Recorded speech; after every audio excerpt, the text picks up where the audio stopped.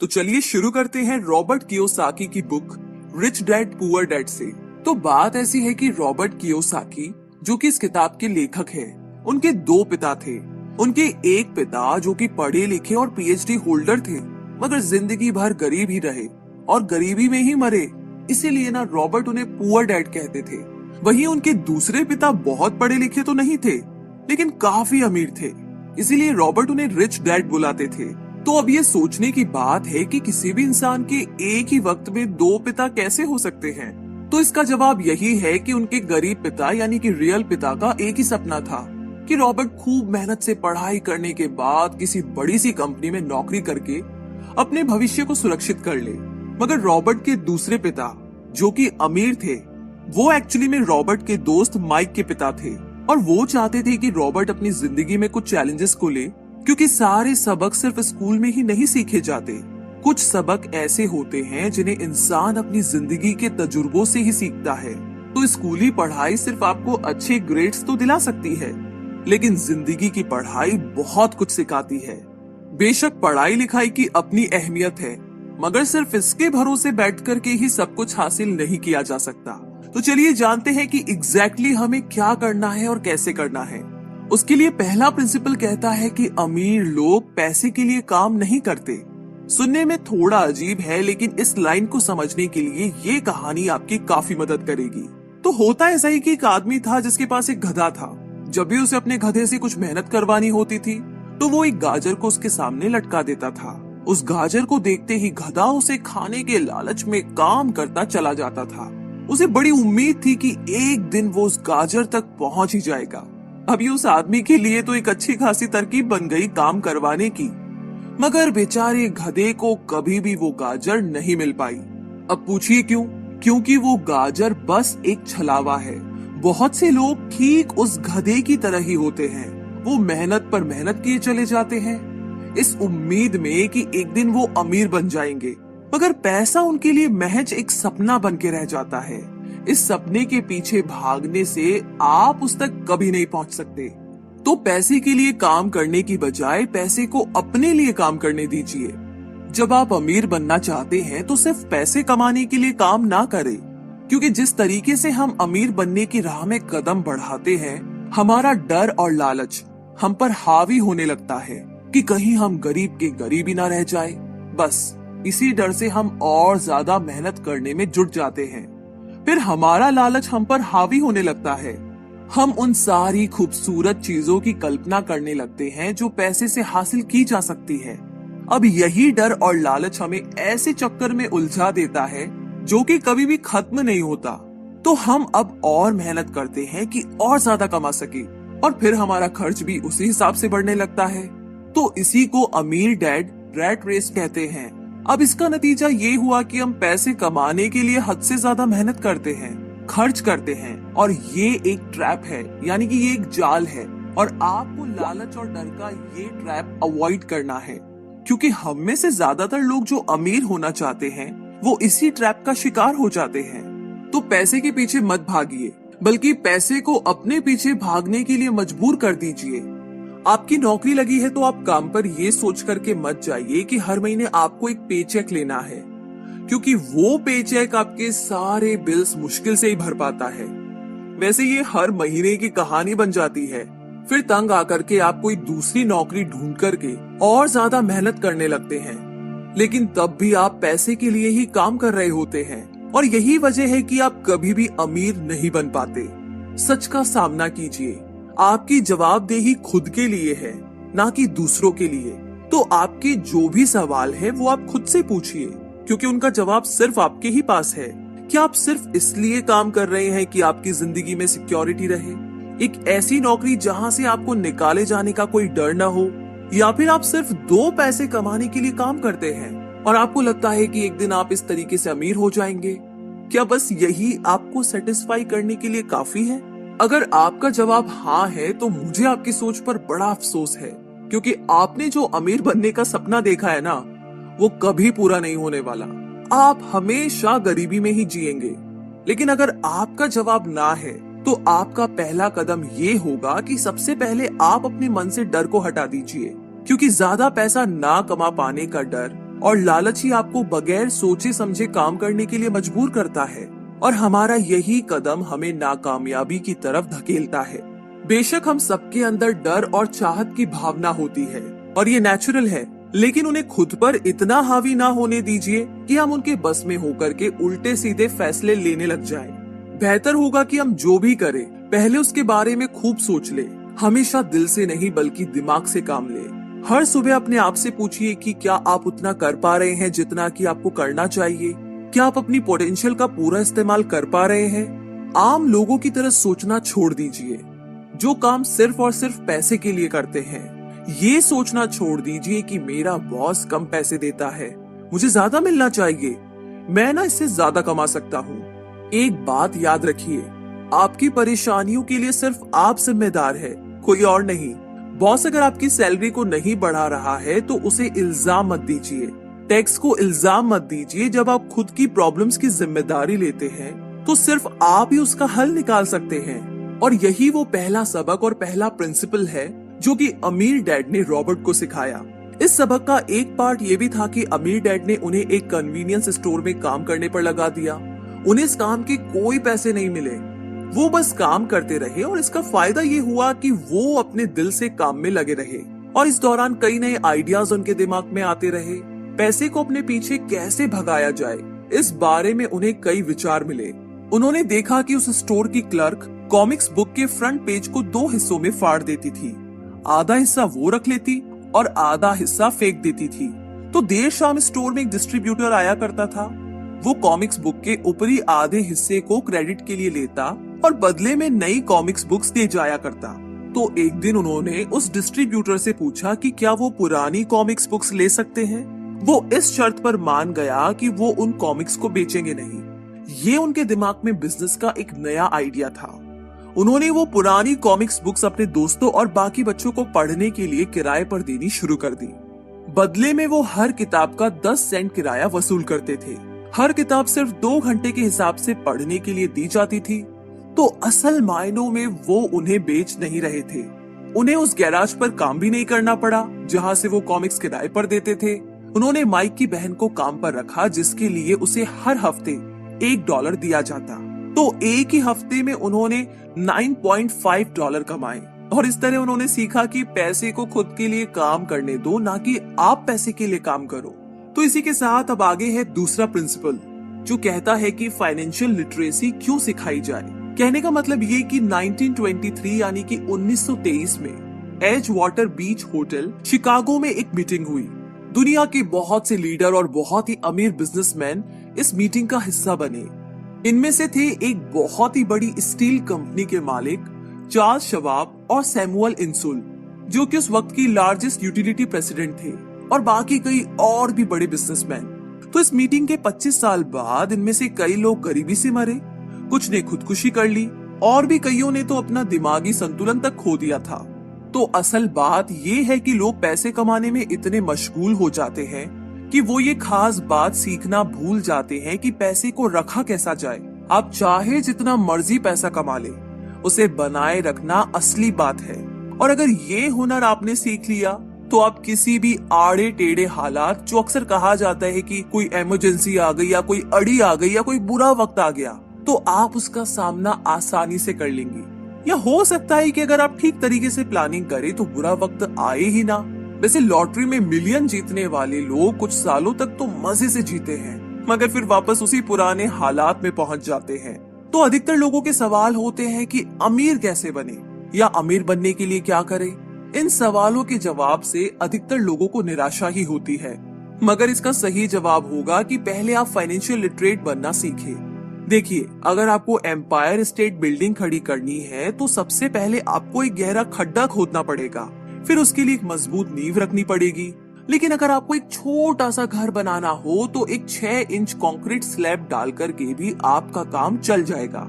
मगर अफसोस तो इसी बात का है कि हम में से ज्यादातर लोग 6 इंची स्लैब पर एक एम्पायर स्टेट बिल्डिंग खड़ी करना चाहते हैं, और वो ऐसा करते भी है तो जाहिर सी बात है कि बिल्डिंग टूटेगी ही टूटेगी। गरीब डैड रॉबर्ट से बस यही चाहते थे कि वो खूब पढ़ाई करे, लेकिन अमीर डैड उसे फाइनेंशियली लिटरेट बनाना चाहते थे। ज्यादातर स्कूल सिस्टम बस घर बनाना सिखाते हैं, मजबूत फाउंडेशन नहीं। स्कूली शिक्षा और पढ़ाई की अपनी अहमियत है, मगर असल जिंदगी में यही सब कुछ नहीं है। और इसी के साथ आगे है तीसरा प्रिंसिपल, जो कि कहता है कि लाइबिलिटीज और एसेट्स के बीच में फर्क समझे और हमेशा एसेट्स खरीदे।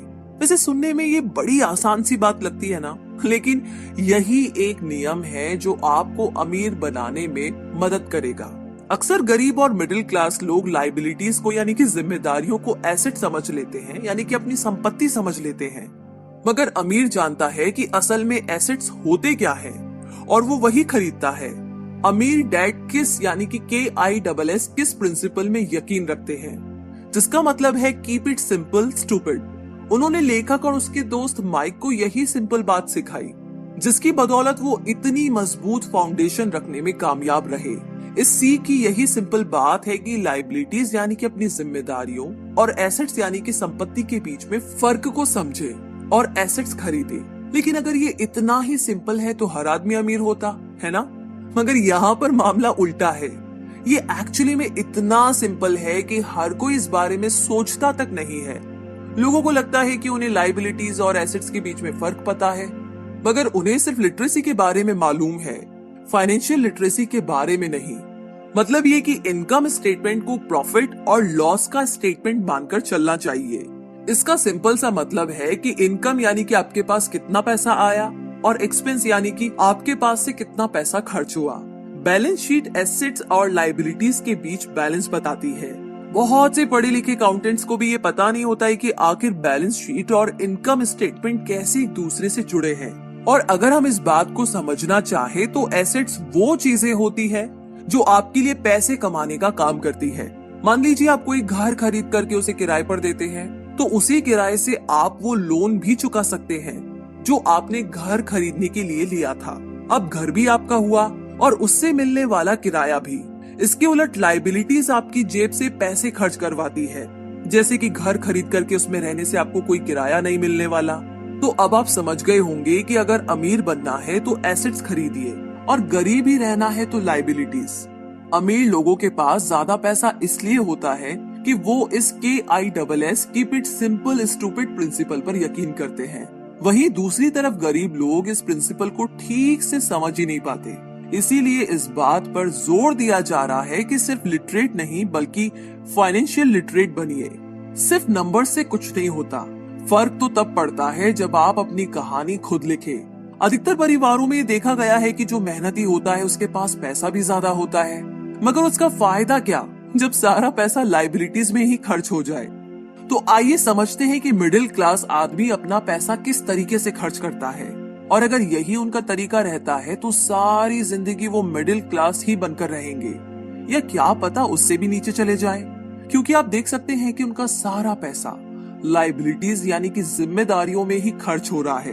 कभी मोर्टेज, कभी रेंट, कभी car loan, house loan, credit card का बिल, फीस, बिजली का बिल और भी न जाने क्या क्या। उनकी सारी कमाई इसी में खर्च हो जाती है। दूसरी और गरीब लोग हैं जिनकी कोई लाइबिलिटी तो नहीं है, मगर उनके कोई एसेट्स भी तो नहीं होते। वो भी पैसा कमाते हैं, सैलरी पाते हैं, मगर हर रोज के खर्चों में उनका सारा पैसा उड़ जाता है। माना कि एक गरीब आदमी $1000 कमाता है, उसमें से $300 वो अपने छोटे से घर के किराए में खर्च करता है, $200 उसके आने जाने का किराया, $200 टैक्स और $200 खाने और कपड़ों में खर्च हो जाता है। तो अब उसके पास बचा क्या? कुछ भी नहीं। और कभी कभी तो उधार लेकर के भी उसे काम चलाना पड़ता है, जिससे कि वो और भी ज्यादा गरीब हो जाता है। इसके विपरीत अमीर लोग एसेट्स खरीद के रखते हैं, फिर उनके वो एसेट्स उन्हें और पैसा कमा कर देते हैं। उनकी कमाई इस तरह 2 से 4, 4 से 8 होती जाती है। अधिकतर अमीर लोग दिमाग से काम लेते हैं और वो घर लोन पर लेकर उसे किराए पर लगा देते हैं। बिना मेहनत के हर महीने किराया मिलता है, जिससे वो अपना लोन भी चुकता कर लेते हैं। इसे कुछ यूं समझते हैं, आप मानिए कि लोन की इंस्टॉलमेंट $1 है, तो ये अपने घर का $2 किराया वसूल करेंगे, $1 बैंक को देंगे, $1 अपनी जेब में। तो हो गया ना बिना मेहनत के पैसा कमाना। तो एक्चुअली में अमीर डैड और गरीब डैड के बीच बस सोच का फासला है। अपना पैसा कैसे खर्च करे, सिर्फ यही मुद्दे की बात है और कुछ नहीं। 1960 यानी कि 1960 के दिनों में अगर बच्चों से पूछा जाता था कि वो बड़े होकर क्या बनेंगे, तो सबके पास यही जवाब होता था कि वो अच्छे ग्रेड्स लाएंगे और डॉक्टर बनेंगे, इंजीनियर बनेंगे। तब सबको यही लगता था कि अच्छे ग्रेड्स लेकर के वो बहुत पैसा कमा सकेंगे। हालांकि उनमें से बहुत बच्चे आज बड़े होकर के डॉक्टर बन चुके हैं। बावजूद इसके उनमें से काफी लोग आज भी फाइनेंशियली स्ट्रगल करते नजर आएंगे, क्योंकि उन्हें हमेशा यही लगा कि ज्यादा पैसा कमाने से उनकी सारी परेशानियां दूर हो जाएगी। मगर आज के दौर में ऐसा नहीं है। आज बहुत से बच्चे फेमस एथलीट बनना चाहते हैं, या फिर सीईओ, या फिर कोई मूवी स्टार या रॉक स्टार, क्योंकि उन्हें पता है कि सिर्फ अच्छी पढ़ाई और अच्छे ग्रेड्स के भरोसे बैठ करके वो करियर में सक्सेस नहीं पा सकते। आजकल फाइनेंशियल नाइटमेयर बहुत आम हो गया है। अक्सर नए शादीशुदा जोड़े ये सोचते हैं कि उनकी सैलरी अब डबल हो जाएगी, क्योंकि दोनों जने कमा रहे हैं। एक छोटे से घर में रहते हुए वो अब बड़े घर के सपने देखते हैं, इसीलिए वो पैसा बचाना शुरू कर देते हैं। इसकी वजह से उनका सारा ध्यान सिर्फ अपना करियर बनाने पर होता है। उनकी कमाई बढ़ने लगती है तो जाहिर है उसी हिसाब से खर्चे भी बढ़ेंगे। तो मुद्दा मामला ऐसा है कि अब जब आप फाइनेंशियल लिटरेट हुए बिना पैसा बनाते हैं या बिना सोचे समझे उसे खर्च करते हैं, तो होता ये है कि आप पहले से भी ज्यादा खर्चा करने लगते हैं। ये एक ऐसा चक्कर है जो फिर से चलता ही रहता है। नए जोड़े ने अब इतना पैसा कमा लिया है कि वो एक बड़ा घर खरीद सके। उन्हें तो यही लगेगा कि वे अब थोड़े अमीर हो गए हैं, मगर असलियत तो ये है कि बड़े घर के साथ उन्होंने नई लायबिलिटीज भी खरीद ली है।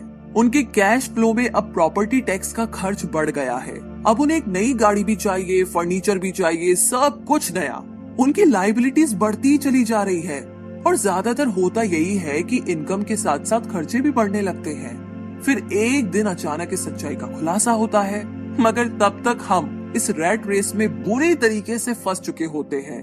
फिर ऐसे ही लोग हमारे लेखक रॉबर्ट के पास आकर के पूछते हैं कि अमीर कैसे बना जाए। अब यही सवाल तो मुसीबत की जड़ है, क्योंकि सबको लगता है कि पैसा ही हर चीज का इलाज है। ये मानना ही एक बड़ी गलती है। उनकी समस्या ये नहीं है कि वो ज्यादा पैसा नहीं कमा रहे, बल्कि ये कि जो कुछ उनके पास है उसे हैंडल कैसे करें। वैसे एक कहावत है जो यहाँ पर लागू होती है, जब तुम खुद को एक गहरे गड्ढे में पाओ तो और खोदना छोड़ दो। क्योंकि ज्यादातर लोग पब्लिक स्पीकिंग से घबराते हैं। मनोचिकित्सक यानी कि साइकेट्रिस्ट का मानना है कि लोग इसलिए घबराते हैं क्योंकि उन्हें रिजेक्शन का डर होता है, औरों से अलग होने का डर होता है। लोग हमारे बारे में क्या सोचेंगे या हम पर वो कहीं हंसेंगे तो नहीं, बस यही सोच कर के ज्यादातर लोग पब्लिक स्पीकिंग से दूर भागते हैं। वो वही करना पसंद करते हैं जो सब कर रहे होते हैं। ऐसे लोग खुद को भीड़ का हिस्सा बना करके संतुष्ट हो जाते हैं। आपका घर आपका सबसे बड़ा एसेट है। लोन लीजिए, अरे अब तो प्रमोशन हो गया है, अब तो सैलरी बढ़ गई है, तो नया घर तो ले ही लो। यही सब बातें ना हम लोगों से सुनते आ रहे हैं और फिर हम भी ना उसी रास्ते पर चल पड़ते हैं, क्योंकि जो सब कर रहे हैं वो जरूर से सही ही होगा। भाई इतने सारे लोग मिलकर के कोई गलती तो नहीं कर सकते ना, ऐसा हम सोचते हैं, राइट? मगर नहीं, ऐसा बिल्कुल भी नहीं है। अमीर डैड ने कहा था कि जापानीज लोग 3 चीजों की ताकत जानते थे, तलवार, कीमती जवाहरात और शीशा। तलवार बाजुओं की ताकत का प्रतीक है, कीमती जवाहरात पैसे की ताकत का, और शीशा खुद के अंदर छुपी हुई ताकत को दिखाता है। और वही हमारी सबसे बड़ी ताकत है जब आप खुद को जानते हैं। शीशे के सामने अगर आप खुद से सवाल पूछ सकते हैं कि मैं सही हूँ या मुझे भी भीड़ का हिस्सा बनकर रहना चाहिए, तो जो जवाब आपको मिलेगा बस वही आपकी असली ताकत है। तो गरीब और मिडिल क्लास खुद को पैसे का गुलाम बनने देते हैं, इसीलिए वो कभी भी अमीर नहीं बन पाते। 16 साल के रॉबर्ट और माइक अमीर डैड के साथ हर उस मीटिंग में जाया करते थे जो वो अपने अकाउंटेंट, मैनेजर्स, इन्वेस्टर और एम्प्लॉयज के साथ रखा करते। यहाँ एक ऐसे अमीर डैड देखने को मिलते हैं जो पढ़े लिखे नहीं हैं, जिन्होंने 13 साल में ही स्कूल छोड़ दिया था, मगर आज वो मीटिंग्स रखते हैं और अपने नीचे काम करने वाले पढ़े लिखे लोगों को ऑर्डर देते हैं, उन्हें बिजनेस के टिप्स समझाते हैं। एक ऐसा इंसान जो भीड़ का हिस्सा नहीं बना, जिसने रिस्क लिया और जिसने लोगों की परवाह नहीं की, जिसे ये डर नहीं था कि लोग उसके बारे में क्या सोचेंगे। इन मीटिंग्स का नतीजा ये हुआ कि लेखक और उनका दोस्त दोनों ही स्कूली पढ़ाई में मन नहीं लगा पाए। जब भी उनकी टीचर कोई काम देती थी, उन्हें रूल्स के हिसाब से करना होता था। तो उन्हें एहसास हुआ कि स्कूली पढ़ाई किस तरीके से बच्चों की प्रतिभा को निखरने नहीं देती, उसे दबा देती है। उनकी क्रिएटिविटी को मार कर उन्हें एक सांचे में ढालकर इस समाज का एक मशीनी हिस्सा भर बना देती है। और उन्हें टीचर की इस बात से भी इनकार था कि अच्छे ग्रेड्स लाकर के ही सक्सेसफुल और अमीर बना जा सकता है। वैसे एक दिन रॉबर्ट की अपने गरीब डैड से बहस हो गई। उनके पिता का मानना था कि उनका घर उनके लिए सबसे बेस्ट इन्वेस्टमेंट है, मगर वो एक रेट रेस में भाग रहे थे। उनकी इनकम और खर्चे बराबर ही थे। उन्हें पूरा करने के लिए उनके पास एक पल की भी फुर्सत नहीं थी। यही बात रॉबर्ट उन्हें समझाना चाह रहे थे कि उनके पिता के लिए वो घर एसेट नहीं बल्कि लाइबिलिटी है। घर पर उनके पैसे खर्च हो रहे थे, बदले में मिल कुछ नहीं रहा था। ये बात उनके गरीब डैड नहीं समझ पा रहे थे। तो बस यही फर्क था गरीब और अमीर डैड के बीच में। खैर, उनकी बहस तो चलती रही। उन्होंने अपने गरीब पिता को बताया कि अधिकतर लोगों की जिंदगी लोन चुकाने में ही निकल जाती है। जिस घर को वो खरीदते हैं उसके लिए वो 30 साल तक लोन भरते हैं, फिर एक और बड़ा घर लेते हैं और अपना लोन रिन्यू कराते हैं। अब घर की कीमत भी उसी हिसाब से बढ़ेगी या नहीं, ये निर्भर करता है। कुछ लोग ऐसे भी हैं जिन्होंने घर खरीदने के लिए बड़ी रकम ली थी, जितनी घर की कीमत नहीं थी। उससे ज्यादा कर्ज उनके सर पर चढ़ गया। इसका सबसे बड़ा नुकसान लोगों को ये होता है कि वो बाकी जगह इन्वेस्टमेंट नहीं कर पाते, क्योंकि उनका सारा पैसा उस घर पर लगा है। उन्हें कभी इन्वेस्टमेंट करने का मौका ही नहीं मिल पाता और ना ही वो इस बारे में कुछ सीख पाते हैं। और इसी तरीके से कई एसेट्स उनके हाथों से निकल जाते हैं। अगर इसके बदले लोग सिर्फ एसेट्स पर ध्यान दे तो उनका फ्यूचर कहीं ज्यादा बेहतर हो सकता है। अब उदाहरण के लिए रॉबर्ट की पत्नी के पेरेंट्स एक बड़े से घर में शिफ्ट हो गए।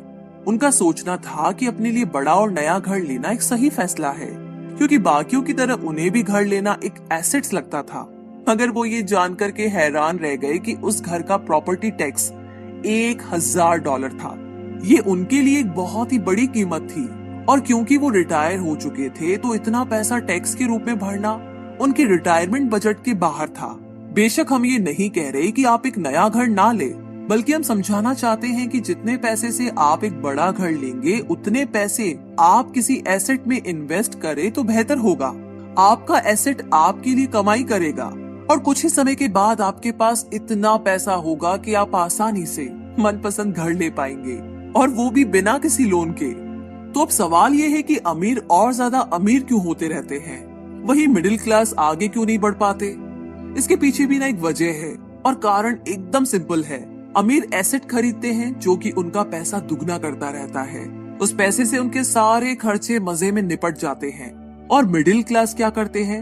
वो तो बस महीने की 1 तारीख का इंतजार करते हैं। जब उनकी सैलरी आए तो सारी की सारी सैलरी तो खर्चों को पूरा करने में खत्म हो जाती है।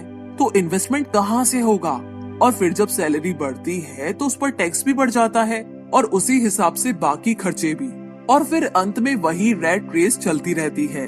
कहने का मतलब ये कि एक कर्ज में डूबा समाज जहाँ पर हम रहते हैं, मतलब ये कि अपने घर को एसेट समझना ही वो रीजन है जो कि हमें कर्ज के बोझ तले दबाती है।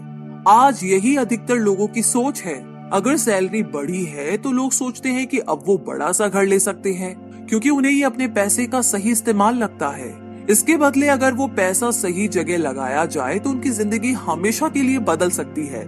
लेकिन ऐसा हो नहीं पाता, क्योंकि उनका सारा वक्त हाड़ तोड़ मेहनत करने में चला जाता है।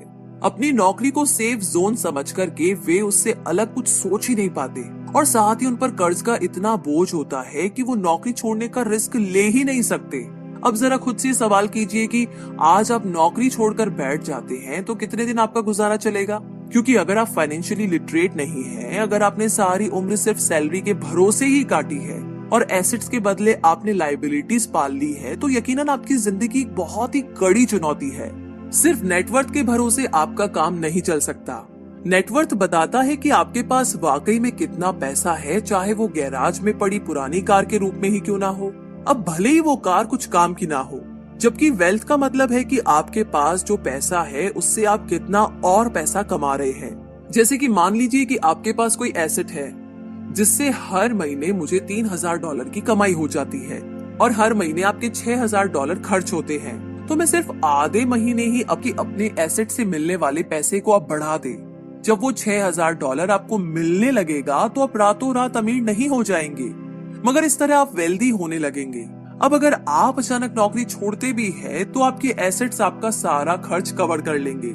आप वेल्थी तभी बन पाएंगे जब आपके खर्च आपके एसेट्स की ग्रोथ से कम रहे। और इसी के साथ आगे है चौथा सबक, जो कहता है कि अपने काम से काम रखे। दुनिया की सबसे बड़ी फूड चेन मैकडोनाल्ड के फाउंडर रे क्रॉक ने एक एमबीए क्लास में एक स्पीच दी। ये 1947 की बात है। उनकी ये स्पीच बड़ी ही शानदार थी, लोगों को प्रेरित करने वाली। स्पीच के बाद जब एमबीए क्लास के स्टूडेंट्स ने कुछ वक्त उनके साथ बिताने की गुजारिश की तो वो उनके साथ बियर पीने चले गए। बातों बातों में रे ने अचानक एक सवाल किया कि क्या आप लोग जानते हैं कि मैं किस बिजनेस में हूँ। अब ये बात तो सबको मालूम थी कि वो हैमबर्गर बेचते थे। इस बात पर वो हंसने लगे और बोले कि उनका असल बिजनेस तो रियल एस्टेट है, क्योंकि मैकडोनाल्ड के लिए हर लोकेशन का चुनाव सोच समझकर किया जाता है। जहाँ उसकी फ्रेंचाइजी बनाई जाती है वो जमीन भी साथ ही बेची जाती है। तो इसका सीधा सा मतलब है कि मैकडोनाल्ड की फ्रेंचाइजी खरीदने वाले को वो जमीन भी खरीदनी पड़ती थी। तो इस तरीके से ये एक रियल एस्टेट बिजनेस भी हुआ। यही सबक अमीर डैड ने रॉबर्ट को सिखाया कि अक्सर लोग खुद के लिए छोड़ करके बाकी सब के लिए काम करते हैं।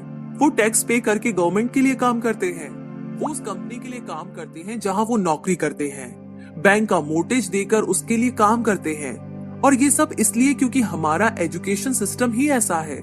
स्कूल हमें एम्प्लॉय बनना सिखाता है, ना कि एम्प्लॉयर। जो आप पढ़ते हैं वही आप बनते हैं। अगर आपने साइंस पढ़ी है तो डॉक्टर, मैथमेटिक्स पढ़ी है तो इंजीनियर, मतलब जो भी आपने पढ़ा है वो आप बने। अब मुसीबत तो ये है कि इससे छात्रों का कोई भला नहीं हो पाता, क्योंकि वो नौकरी और बिजनेस के बीच के फर्क में उलझकर रह जाते हैं। जब कोई पूछता है कि आपका क्या बिजनेस है तो आपको ये नहीं बोलना चाहिए कि मैं तो एक डॉक्टर हूँ या एक बैंकर हूँ, क्योंकि वो आपका प्रोफेशन है, बिजनेस नहीं। कहने का मतलब ये कि आप जो भी करते हैं उसे अपना बिजनेस बनाइए, नौकरी नहीं। अपनी सारी उम्र दूसरों के लिए काम करके उन्हें अमीर करने में बर्बाद ना करें, बल्कि खुद की जिंदगी को खुशहाल बनाने के लिए काम करें। बहुत से लोगों को इस बात का एहसास बड़ी देर से होता है कि उनका हाउस लोन उनकी जान ले रहा है, और फिर उन्हें लगता है कि जिसे वो एसेट मानने की गलती कर रहे थे एक्चुअली कभी वो एसेट था ही नहीं। जैसे उन्होंने कार ली तो उससे जुड़े तमाम खर्चे उनकी लायबिलिटीज बन गए। उन्हें पूरा करने के लिए नौकरी जरूरी है, और अगर कभी वो सेफ जॉब उनके हाथों से निकल गई तो उनकी मुसीबतें शुरू हो जाती है। इसीलिए तो हम एसेट कॉलम पर इतना ज्यादा जोर दे रहे हैं, ना कि आपकी इनकम कॉलम पर। और यही फाइनेंशियली सिक्योर होने का सही तरीका है। आप कितने अमीर हैं ये जानने का सही तरीका नेटवर्थ इसलिए नहीं है क्योंकि जब भी आप अपने एसेट बेचते हैं तो उन पर भी टैक्स लगता है। आपको उतना पैसा नहीं मिलता जितना कि आप सोचते हैं। आपके बैलेंस शीट के हिसाब से आपको जितना भी पैसा मिलेगा उस पर भी आपको टैक्स देना पड़ेगा। ये किताब आपको कभी ये सलाह नहीं देगी कि आप अपनी नौकरी छोड़ें। आप अपनी नौकरी करते रहिए पर साथ ही एसेट्स भी खरीदते रहिए। और एसेट से मेरा मतलब है सही और असली मायने में एसेट्स। मैं ये नहीं कहूंगी कि आप कोई कार लीजिए, क्योंकि वो मेरी नजर में एसेट यानी कि संपत्ति नहीं है। क्योंकि जैसे ही आप उसे चलाना शुरू करते हैं वो अपनी कीमत का 25% खो देती है। अब किस तरह के एसेट्स खरीदे जाने चाहिए? ऐसा बिजनेस जहां आपकी मौजूदगी जरूरी ना हो, जो दूसरे लोग आपके लिए चलाएं, क्योंकि आप वहां पर ज्यादा वक्त देंगे तो वो बिजनेस नहीं नौकरी होगी। दूसरा है रियल एस्टेट में पैसा लगाए। तीसरा है स्टॉक और बॉन्ड खरीदे। तो जब एसेट खरीदे तो अपनी पसंद की चीजों पर पैसा लगाएं, क्योंकि आपका मन होगा तभी आप उस पर ध्यान दे पाएंगे। अगर उसमें आपकी रुचि होगी तो आप उसे बेहतर समझ पाएंगे। रॉबर्ट को रियल एस्टेट और स्टॉक्स में रुचि थी, खासकर छोटी कंपनीज में इन्वेस्ट करना। अपने अमीर डैड की सलाह पर उसने अपनी नौकरी कभी नहीं छोड़ी। वो जॉब करता रहा, साथ ही अपने एसेट कॉलम को बड़ा और मजबूत बनाता चला गया। एक पैसा भी जो आप कमाते हैं उसे बेकार न जाने दे।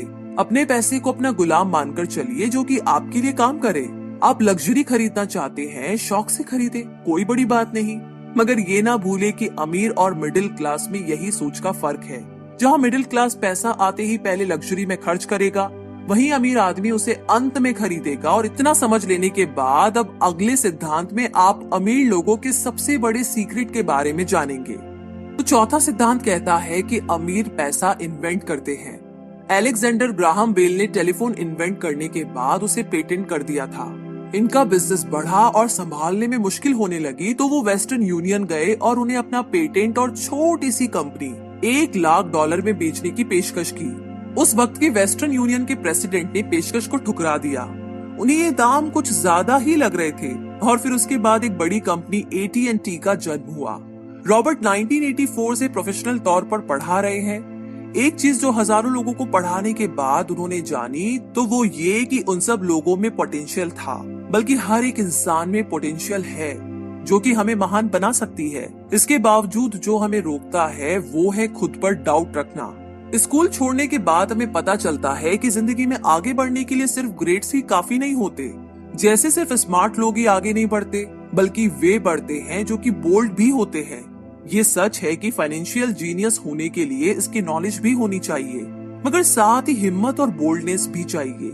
ज्यादातर लोग पैसे के मामले में कोई रिस्क नहीं लेना चाहते, मगर अमीर होने के लिए आपको रिस्क लेने ही पड़ेंगे, क्योंकि हो सकता है कि आने वाले सालों में एक नया बिल गेट्स पैदा हो या अगला अलेक्जेंडर ग्राहम बेल, और बाकी शायद दिवालिया बनकर गरीब हो जाए।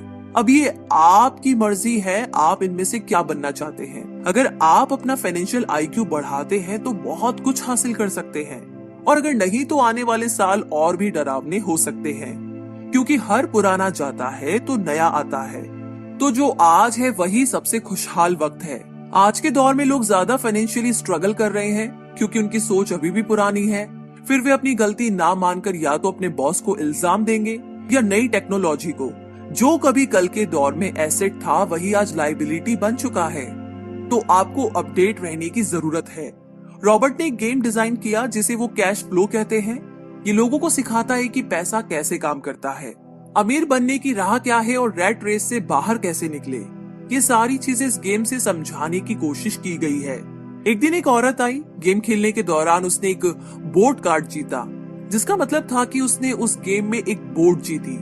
वो औरत बड़ी खुश हुई, मगर जब उसे पता चला कि बोर्ड लेने के लिए तो उसे एक बड़ी रकम टैक्स भरनी होगी, तो उसकी खुशी गायब हो गई। वो बोर्ड उसके लिए अब एसेट नहीं बल्कि लायबिलिटी बन गई। उसे पता चला कि ऐसे तो ये बोर्ड उसकी जान ही ले लेगी। उसे ये आइडिया समझ भी नहीं आया और रिफंड की मांग की। उसे उसके पैसे वापस मिल गए और वो चली गई। मगर बाद में उसने फोन करके बताया कि उसे अब गेम का आइडिया कुछ समझ में आने लगा था। वो उस गेम से अपनी लाइफ को जोड़ करके देख पा रही थी। पैसा कैसे काम करता है, इस बात को समझ न पाने की वजह से उसका गुस्सा जायज था। हम भी अक्सर यही करते हैं, जो बात हमारी समझ से परे होती है उस पर गुस्सा आता है और हम जिंदगी की हर परेशानी के लिए उसे ब्लेम करना शुरू कर देते हैं। मगर अगर ठंडे दिमाग से सोचे तो ये तरीका एकदम गलत होगा। बेहतर होगा कि हम उन्हें समझने की कोशिश करें तो गेम ऑफ लाइफ जीत सकते हैं।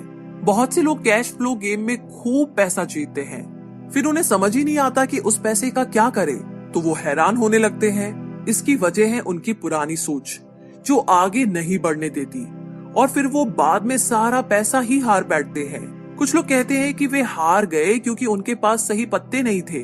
बहुत से लोग इस तरह जिंदगी में सही मौकों की तलाश पे बैठे रहते हैं। कुछ लोग तो सही मौका मिलता भी है तो उसका फायदा नहीं उठा पाते, क्योंकि वो कहेंगे कि उनके पास पैसा ही नहीं था। अब कुछ ऐसे भी होते हैं जिन्हें पैसा और मौका दोनों मिले, फिर भी वो कुछ हासिल नहीं कर पाए, क्योंकि एक्चुअली में वो समझ ही नहीं पाए कि ये एक अपॉर्चुनिटी है। फाइनेंशियल इंटेलिजेंस का मतलब है कि आप पैसे को लेकर कितने क्रिएटिव हो सकते हैं। अगर आपको मौका मिलता है तो बगैर पैसे के आप क्या करेंगे, और अगर पैसा है मगर मौका नहीं तो उस सूरत में आप क्या करेंगे। ये सब आपकी फाइनेंशियल इंटेलिजेंस पर निर्भर करता है। ज्यादातर लोग इस बात का एक ही सोल्यूशन जानते हैं कि खूब मेहनत करके खूब पैसा कमाया जाए, लेकिन आपको सीखना है कि अपने लिए मौका कैसे पैदा किया जाए, ना कि उसके इंतजार में बैठे रहे। सबसे खास बात अमीरों की जो है वो ये है कि उन्हें पता है कि पैसा असली चीज नहीं है।